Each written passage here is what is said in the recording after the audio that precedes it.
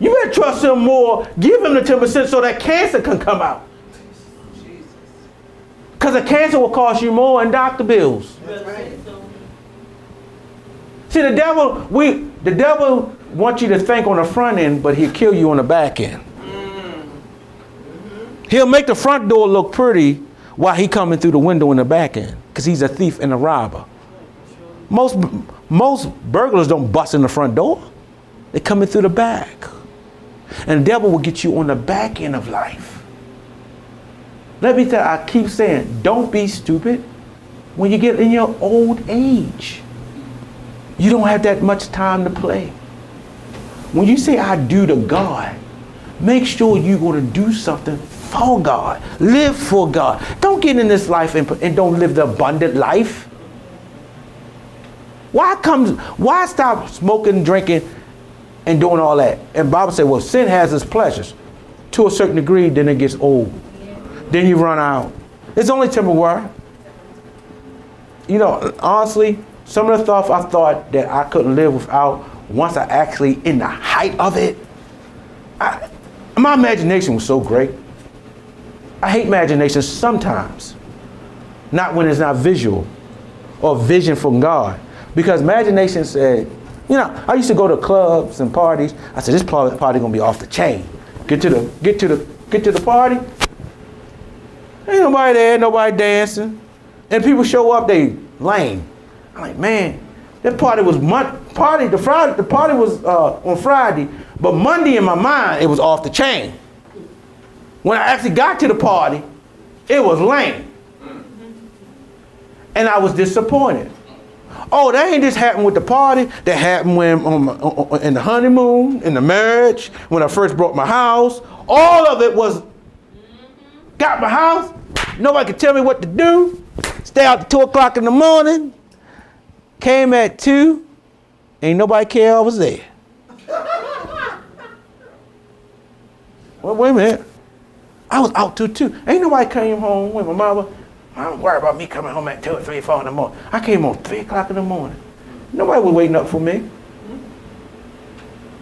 The couch didn't say, where you been? Nobody didn't care where I was at. And I said to myself, well, what if you was gone and somebody took you, you were dead for 3 days? No one will call you. You could live by yourself now. Maybe a week, maybe somebody will find out where you at. And it may take a month for them to figure out, oh, he's missing. At least when you was somewhere, somebody cared about you, they know instantly you're not around. They were at least, I know my mom would have called the police. But when you say I do to something, you get freedom one way and get in bondage another way. You free, but when you free, you free. That's right. You free for nobody to care about you. You free for people's opinions. Yeah, you freedom, but then you still want that somebody. But when you say I do to God, God always care about you. Yes. You know, God been my best friend ever since I love God so much more. And I don't want a building because I want to impress nobody. When you get successful, people going to hate you even more. Yeah. You know, when we get over there, down the street, when we go down, I'm saying we going down the street. Because I would claim that. When we go down the street and no people come in there, even the pastor, praise the Lord, how do you get this? How y'all do that? You see, they don't know whether to frown or smile. That one, you know, jealousy, but they know they gotta act like they're happy for you, and you know they're not. And the more you show them, the more madder they get. But they don't know, yeah, I got this, but I lost this. Yeah. Oh, I got that, Yes. but I lost that. What you see is the residue of me trusting in God. Yes. Thank you, Jesus. Thank you, Jesus. Oh, yeah. You got your family and everybody intact, but I'm walking around with stuff missing. I lost my arm, And God just gave me my replacement because he said, give up your arm. And he said, I'll give you a better arm. And I'll replace you more with my arm, my strong arm. I'll bless you for it because you sacrifice certain things in your life. You said, I do. So that's why God is like marriage. For better or for worse. We don't want to talk about the worst. See, that's the problem with I do. You're going to get worse. You're going to get better, but you will get worse. We can't live through the worst. And most time in marriage, most people get divorced between the years of 7 and 13. Why? Because see, you're coming out the honeymoon stage and you're going to the Civil War stage. Meaning what I asked you for in year 1, 2, 3, and 4, and 5, I'll wait in 5 years for you to give it to me. And when you give it to me, now Civil War. If you can make it through the 7 in the around the 15th year of marriage, usually you finally settle down. You get when you know, I ain't gonna change that man, I ain't gonna change that woman, I'm gonna live with it and we gonna flip. Marriage get better. You really marry after 15 years. Because the first 5, y'all love each other. I ain't lying. We were picking each other toenails off. Clean each other finger. Oh yeah. Oh yeah, y'all be, you be picking up people. Let me say, when you first get married, y'all be pulling boogers out of each other's noses. I seen it. I seen them do it. Oh, you got something on your nose. They don't get a tissue, they could go right up in there. That's when you in that honeymoon stage and you can be more personal because you love one another. But after 5 years, get your own bread. Wash your own clothes. Y'all can't keep each other hands from each other. Y'all on the chandelier when y'all first met married.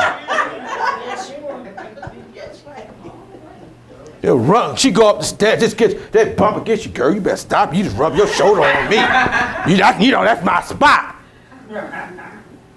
5 years later, she bump into you. What? Same woman. The same spot she hit with love, the next spot, I'm gonna fight.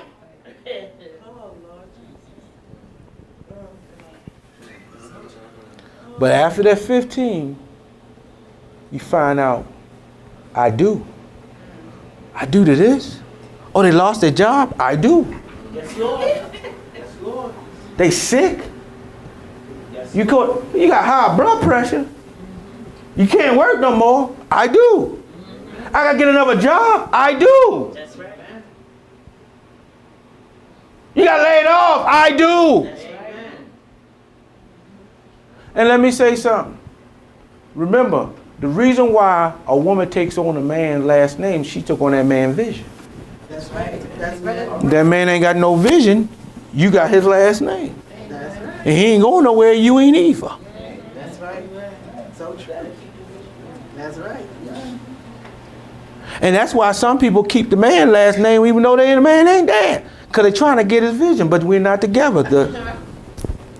You sever the relationship because God made a covenant. Marriage is a covenant. Yes, it is. God is a covenant. You don't break the bonds of covenant. That's right. That's why Paul used example as Christ married to the church. Marriage is a symbolic covenant of God. It's a blood covenant. That's why he said you don't join yourself to a harlot. That's right. That's right. And men can be harlots too. Yes, sir. You got Pretty Ricky, got 5. He's Deuce Bigelow, male gigolo. You walking around talking about, look at my new man, and he Deuce.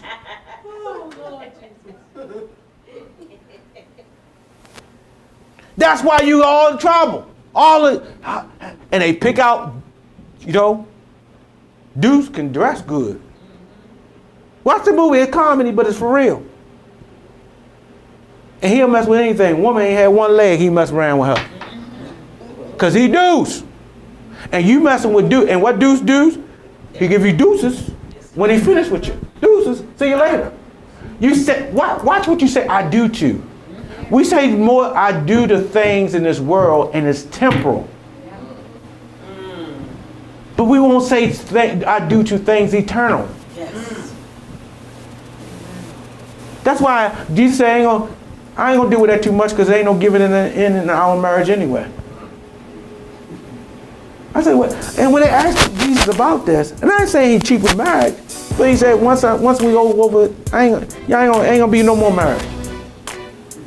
You ain't gonna be bound to that man no more. Because it was a symbolic for me in the church. I got married. The church is here. That's why you notice that if you read the scripture, he ain't make too much over it because he's for upcoming events, announcements, information, and donation. Visit us at www.gpwm.org. Find us on Facebook. GPW.org.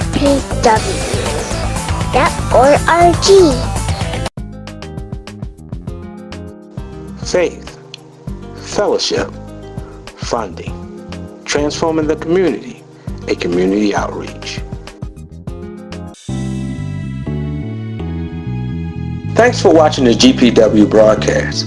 If you're ever in the Baltimore area, please visit us at our temporary location, Sunday mornings at 11:30 a.m. Also, you can visit us on our website at www.gpwm.org. Thanks again for watching.